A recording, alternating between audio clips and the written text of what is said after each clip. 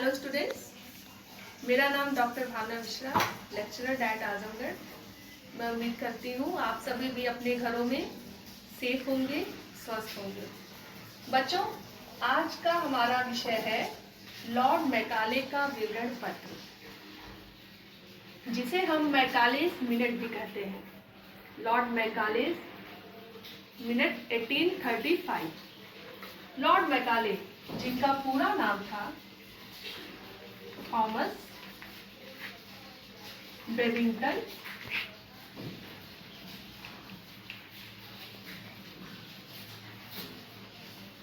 Macaulay,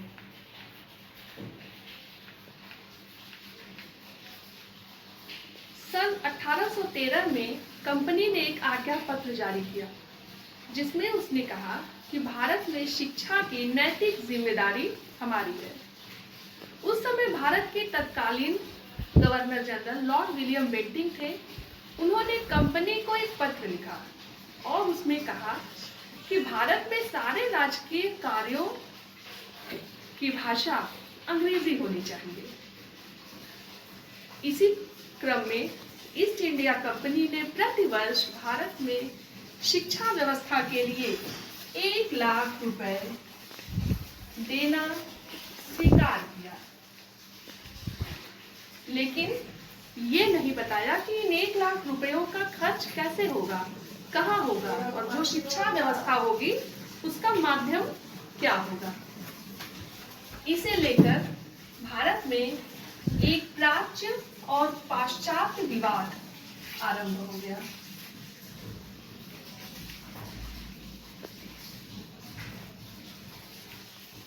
प्राच्य पाश्चात्य विवाद।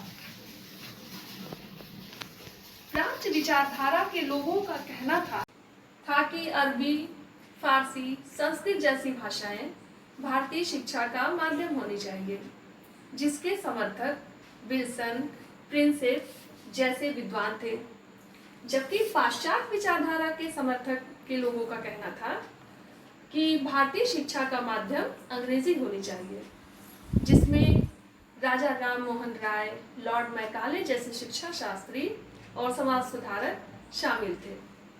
इसी क्रम में 10 जून सन 1834 को लॉर्ड मैकाले गवर्नर जनरल की काउंसिल के सदस्य के रूप में भारत आए और तत्कालीन governor general Lord William Bentinck ने उन्हें बंगाल की लोक शिक्षा समिति का प्रधान बना दिया और इन 3 बातों पर उन्हें अपने सुझाव देने के लिए कहा, जिसमें पहला था 1 लाख रुपए की धनराशि। 1 लाख रुपए की धनराशि जो ईस्ट इंडिया कंपनी ने भारत में शिक्षा व्यवस्था के लिए दी थी, इसका खर्च कैसे किया जाए, उसकी व्याख्या करने के लिए कहा। दूसरा, भारतीय साहित्य की व्याख्या, और तीसरा, भारतीय विद्वान के विषय में अपनी सुझाव देने के लिए कहे। 2 फरवरी सन 1835 को लॉर्ड मैकाले ने अपना विवरण पत्र गवर्नर जनरल को सौंप दिया।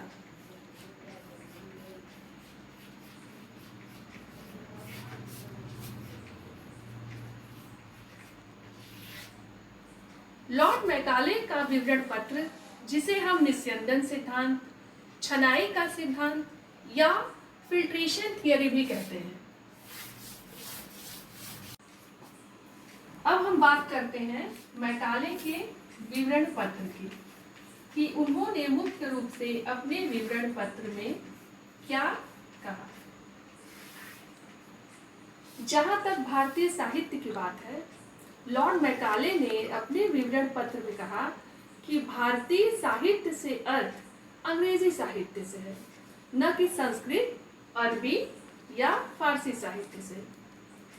उन्होंने ये भी कहा कि एक अच्छे यूरोपियन लाइब्रेरी की एक अलमारी संपूर्ण भारत और अरब के पूरे साहित्य से बेहतर है।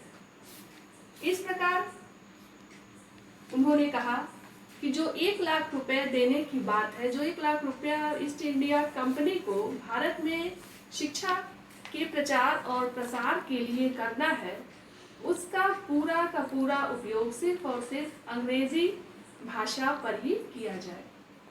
जहाँ तक भारतीय विद्वानों की व्याख्या के बारे में उनसे सुझाव मांगा गया था, तो उन्होंने कहा भारतीय विद्वान वो हैं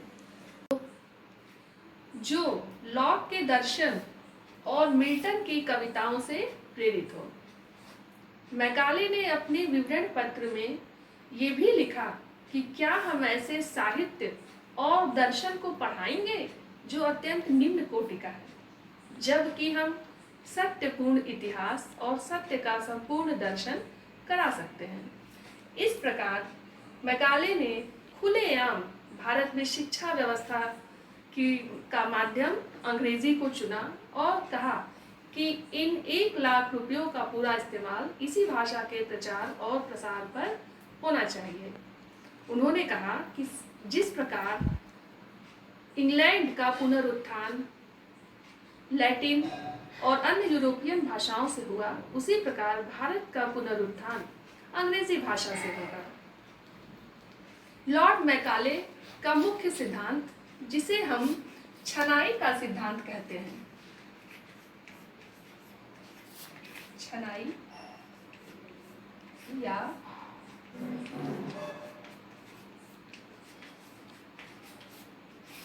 निस्यंदन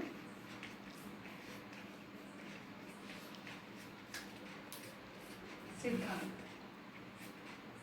इसमें उसने कहा क्योंकि निम्न वर्ग उच्च वर्ग का सदैव अनुकरण करता है, निम्न वर्ग अपने से ऊंचे वर्ग के लोगों का अनुकरण करता है, इसलिए हमें उच्च वर्ग को शिक्षा देनी चाहिए। यदि हम उच्च वर्ग को शिक्षा देंगे तो वो धीरे धीरे उच्च वर्ग से होते हुए छनते हुए निम्न वर्ग तक स्वयं ही पहुंच जाएगा। लॉर्ड मैकाले के इसी सिद्धांत को हम छनाई, निस्यंदन या फिल्ट्रेशन थियरी कहते हैं। उसका ये भी कहना था, मुख्य रूप से जो इसके पीछे उसकी जो सोच थी, उसकी जो विचारधारा थी, वो ये थी कि वो चाहता था कि भारत में एक ऐसा वर्ग तैयार हो जो देखने में भले ही भारतीय हो, लेकिन जो उसका दिमाग है, जो उसकी सोच है, जो उसकी विचारधारा है, वो पूरी की पूरी तरह पाश्चात्य सभ्यता से, संस्कृति से, उसकी विचारधारा से प्रभावित हो जाए। तो शिक्षा के माध्यम को अंग्रेजी चुनने के पीछे उसका यही कारण था, क्योंकि उन्हें भारत में एक ऐसे पढ़े लिखे वर्ग की आवश्यकता थी जो भारत में ब्रिटिश साम्राज्य का कार्य कर सके, क्योंकि भारत एक विशाल देश था और मुट्ठी भर अंग्रेज इस पूरे देश का सारा कार्य नहीं कर सकते थे। इसलिए उन्हें अपने छोटे छोटे कार्यों के लिए, अपने राजकीय कार्यों के लिए एक बाबू वर्ग की आवश्यकता थी। इसके पीछे उसका तर्क था कि आम जो भारत की जनता है उसकी भी अंग्रेजी भाषा में गहन रुचि है, वह भी अंग्रेजी सीखना और पढ़ना चाहती है। इसके अतिरिक्त अंग्रेजी भारत में शासक वर्ग की भाषा है, अंग्रेजों की भाषा है, जिनका इस देश पर शासन है, और यहाँ के जो उच्च वर्ग के लोग हैं वे भी अंग्रेजी भाषा का प्रयोग करते हैं। इस प्रकार 7 मार्च सन 1835 को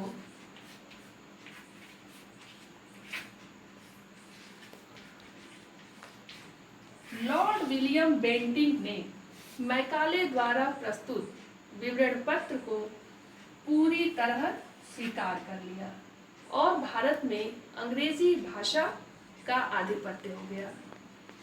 इस विवरण पत्र ने भारत की शिक्षा व्यवस्था, सामाजिक व्यवस्था को बदलने में महत्वपूर्ण योगदान दिया।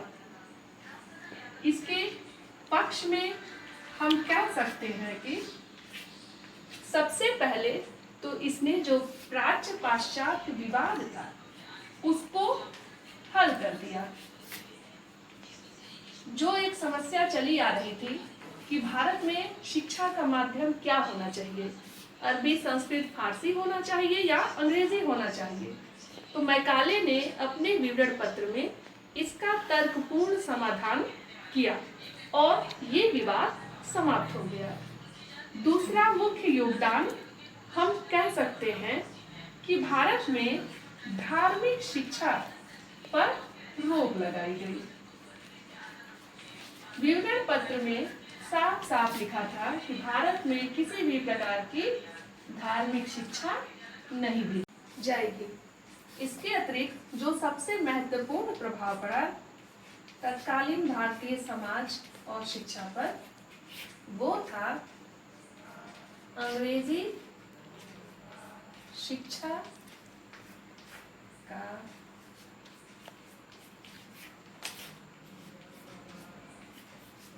प्रचार व प्रसार। भारत में अंग्रेजी शिक्षा का प्रचार प्रसार होने से भारतीयों को अंग्रेजी भाषा का ज्ञान हुआ, अंग्रेजी साहित्य, संस्कृत, सभ्यता, विचारधारा की जानकारी हुई। इसके अतिरिक्त भारतीयों को में शिक्षा के प्रति एक जागरूकता की भावना उत्पन्न हुई। इस प्रकार जैसा कि हमने बात किया मैकाले के विवरण पत्र के क्या गुण थे, उसको लागू करने से हमारी शिक्षा व्यवस्था पर क्या सकारात्मक प्रभाव पड़ा। तो आइए अब हम देखते हैं कि मैकाले के विवरण पत्र के दोष क्या थे, उसका क्या निगेटिव इम्पैक्ट हमारी सोसाइटी और हमारे एजुकेशन सिस्टम पर पड़ा। तो उसका पहला दोष था भारतीय साहित्य की आलोचना।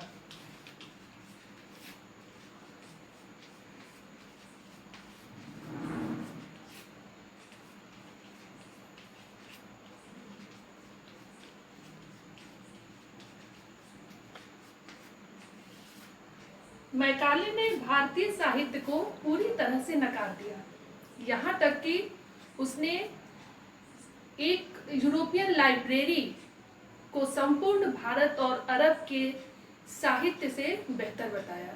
इस तरह से उसने भारतीय साहित्य को बहुत निम्नतर कम करके आका, जिससे यहाँ के साहित्यकारों को बहुत दुख हुआ और भारतीय साहित्य की बहुत क्षति हुई, क्योंकि उन्हें अंग्रेजों से किसी भी प्रकार का प्रोत्साहन नहीं प्राप्त हुआ।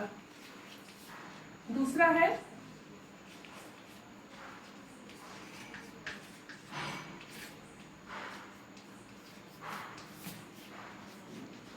भारतीय भाषा पर प्रहार।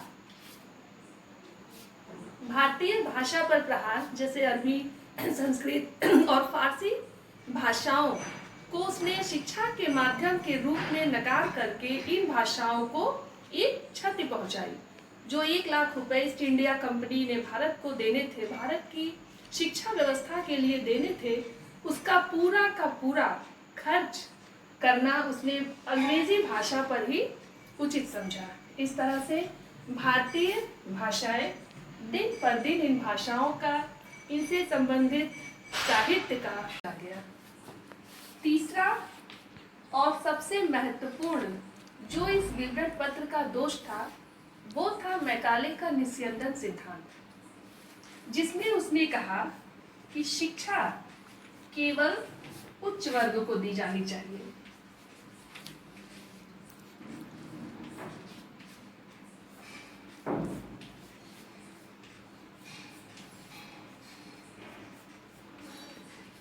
जब उच्च वर्ग शिक्षित होगा तो वो अपने आप निम्न वर्ग को शिक्षित करने का प्रयास करेगा, या उसके अनुकरण में निम्न वर्ग स्वयं ही शिक्षित हो जाएगा। लेकिन उसका ये अंदाज गलत निकला, ऐसा कुछ भी नहीं हुआ। अंग्रेजी शिक्षा का प्रचार प्रसार उच्च वर्ग तक ही सीमित रह गया और इस प्रकार उच्च वर्ग और निम्न वर्ग के बीच जो खाई थी वो दिन पर दिन चौड़ी होती चली गई।